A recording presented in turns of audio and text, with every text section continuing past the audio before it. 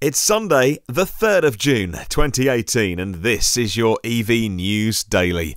Well, good morning, good afternoon, and good evening. In fact, wherever you're listening around the world, a very warm welcome from London in the UK. Here is today's news about electric cars and the future of transport. My name is Martyn Lee, and I go through every EV article online so you don't have to. Well, it wasn't a crazy busy Saturday yesterday, so a shorter update today, but still plenty to talk about. First of all, we start with some congratulations and Tesloop. They are the inspired transportation company, they call themselves, sustainable city-to-city travel in Teslas. And we love these stories about long-range cars that just keep going. They tweeted yesterday the first Tesloop Model X to achieve 300,000 miles. 300,000 miles. Has done it in just 1.75 years. Rex is still supercharging on the original battery. Hashtag Teslove. Congratulations, Tesloop, for 300,000 miles in Rex since August 2016. Right, on with the news then. And we'll start with some news about Smart, and that would be Daimler-Benz and their gamble on starting the Smart division 20 years ago, according to an article in carbuzz.com, has had its highs and its lows. In particular, we're looking for a new top management of Smart. The CEO, the most recent CEO, Annette Winkler, who's run the company for the past 8 years, is no longer in that position, and they are waiting for a replacement to drive the Smart brand forward. But we know that Smart going forward will be ditching its internal combustion engines and from 2020 pure EV only brand. They say the goal is to capitalise on the growing acceptance of pure battery powered cars, along with the ever increasing congestion plaguing the world's major cities. And they're hoping the plan will work, since Smart has reportedly racked an estimated 4.6 billion in losses over the years. They've got to start making that work. Well, on to Mark Kane at Inside EVs, and Mark is talking about how Nissan can't keep up with the Leaf demand. Over 35,000 orders have been placed, exceeded actually, now for the brand new version of the Nissan Leaf. That figure, he says, at 19,000 at the beginning of March. 13,000 of those were pre-orders, were pre-sales, I guess, actually. Far more orders on their hands than they can make at the moment. So the 3 places around the world where the Leaf is made, including here in the UK, in Sunderland. The capacity, they're running at capacity and getting those cars out as quick as they can. If you're in the waiting line, by the way, for a brand new Nissan Leaf, I bet you can't wait to get yours. Maybe you'll have to wait just a little bit longer. Well, moving on to Fisker. And Henrik Fisker's first attempt to do a Tesla, I suppose you could say, with the Karma EV didn't end well.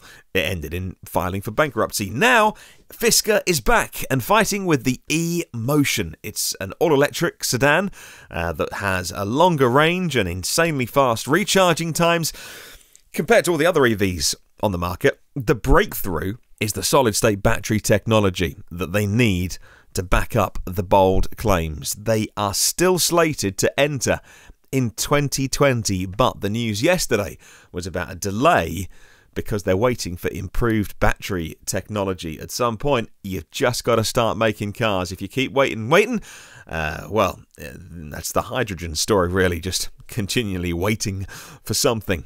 Well, moving on to Clean Technica, and Kyle Field at Clean Technica has a BYD exclusive. Well, of course, BYD, the makers of taxis and cars and probably most famously buses. They've been cleaning up the world's cities with their fantastic buses. I see a ton of them flying around London now.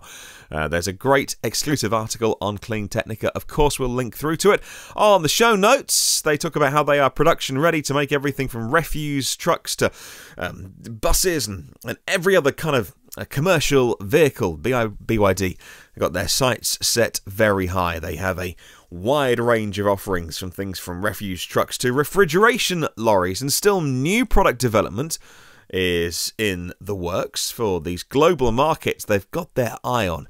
In summary, Clean Technica says the BYD is clearly leading the clean energy revolution around the world, taking the #1 spot in global plug-in vehicle sales for the last 2 years. And plenty of evidence that it will continue to gobble up new market segments with those trucks. We'll put a full link to the article. It's well worth reading. A nice Sunday read if you got some time.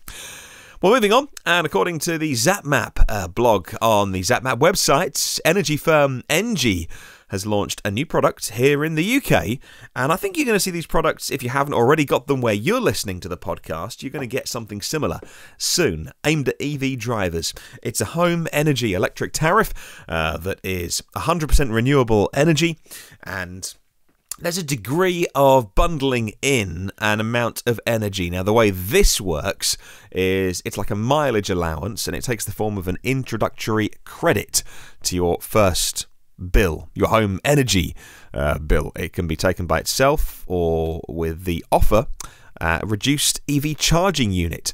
So maybe you haven't got a home charging unit, you can pay £249 if you take it up with the home tariff from ENGIE, a fully installed unit of £179. And I'm going to see more and more of these energy companies trying to ease the friction in some cases, or just make their tariffs more appealing to EV buyers. Well, finally, we'll end with something slightly more light-hearted. Mercedes-Benz put a new TV ad, or at least an advert on YouTube, that says goodbye to noise, in a really funny way. And I love this. I love it when agencies who make the adverts for any big company in the world, I like it when they're clearly briefed, and I like it when they come back and they come up with something original that shows an understanding of the product.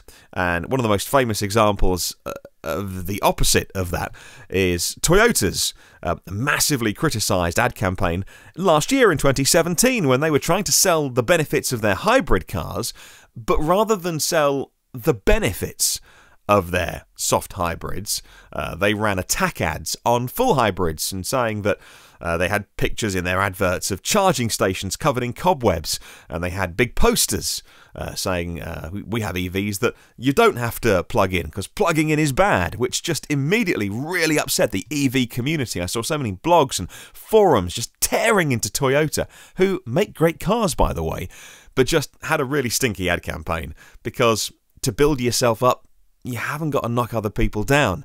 And they were just tearing into people who choose to buy full BEVs or plug-in hybrids. It's fine. Toyota they've taken their business down the line of soft hybrids and hybrid cars, and that's fine and good on them. And they're going to own that segment because they make great cars.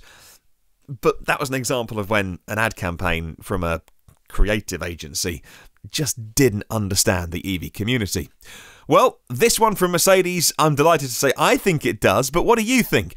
They are promoting their sub-brand, the EQ sub-brand. Now, they're not featuring the EQC in this TV advert, this YouTube advert, which is called Goodbye Noise.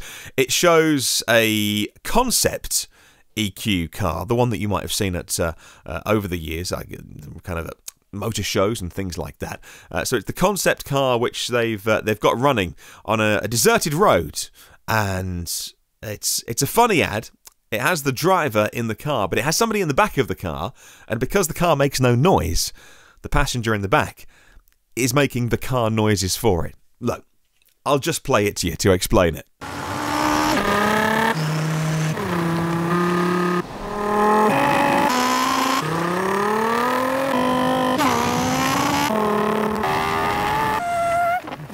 And then at the end of the commercial, the exasperated driver pulls over, kicks out the passenger, and that's what you can hear at the end, and leaves him on the side of the road to presumably walk to wherever they were going together.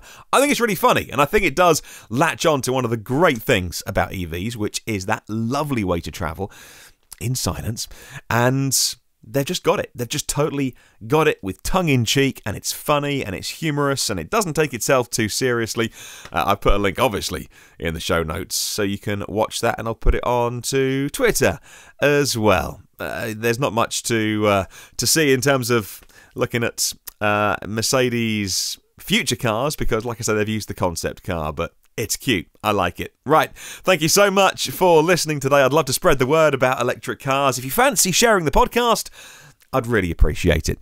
You can listen to every previous one on iTunes, Google Play, Spotify, YouTube, TuneIn, Stitcher, and the blog at evnewsdaily.com. If you want to subscribe, well then you get them first and free and automatically. And you can catch up on the socials by searching EV News Daily. Have a wonderful Sunday. I'll catch you tomorrow.